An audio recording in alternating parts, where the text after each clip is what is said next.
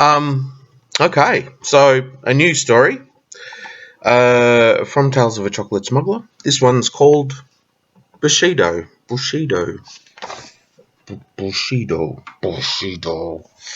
Bushido. Okay, here we go. The rain fell steadily. He sighed.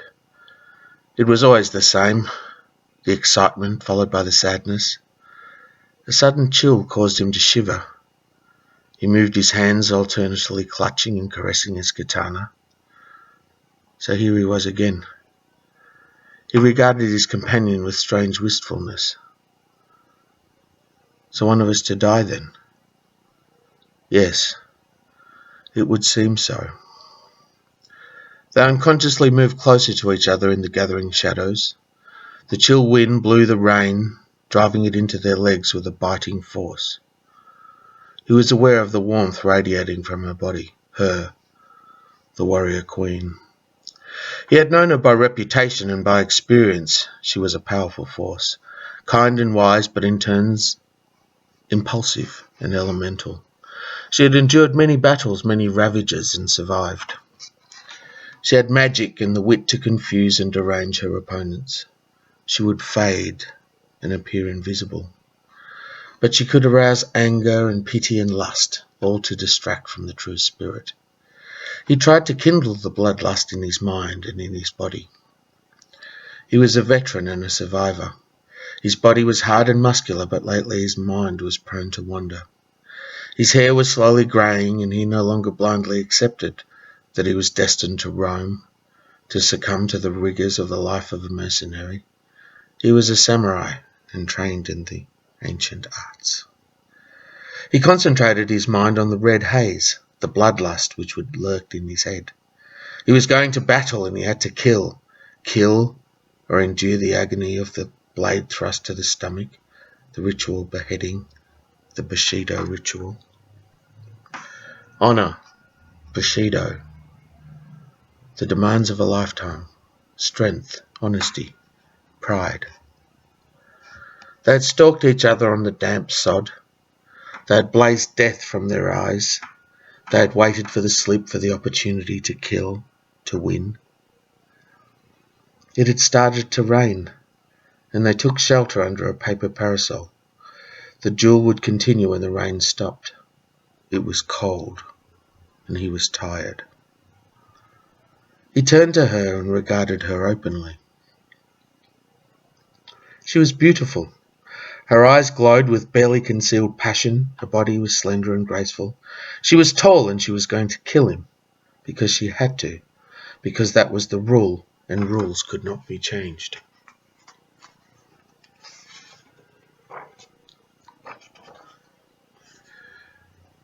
Bushido. The rain, honour, pride. It was kill or be killed, or worse still, loss of pride, loss of face.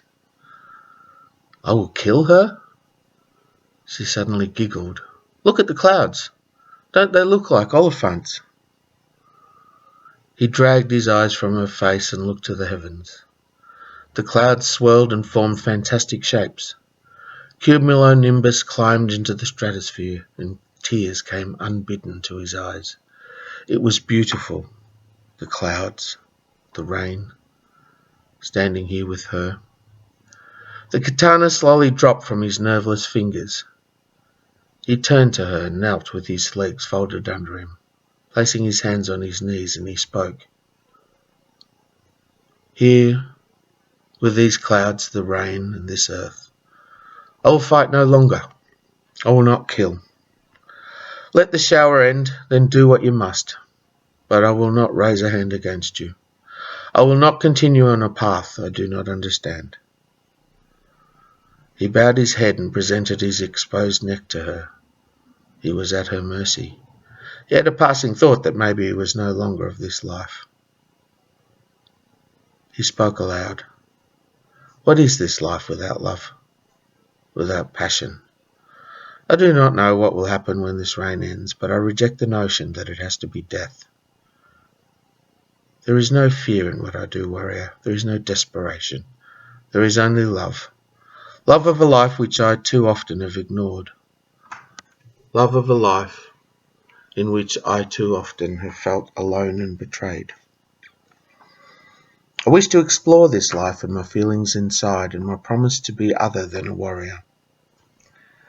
I would rather hear your laugh, your giggle, your thoughts, and hold your sleeping form in the still of the night than plunge my steel into your softness. I would rather heal than inflict pain.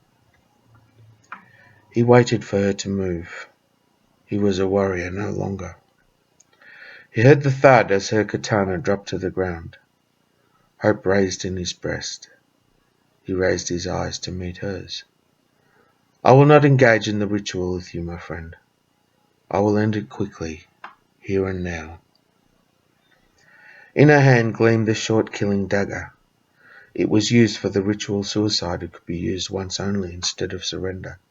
It made the end come quickly and freed the soul of the fallen to enter the next life, unblemished.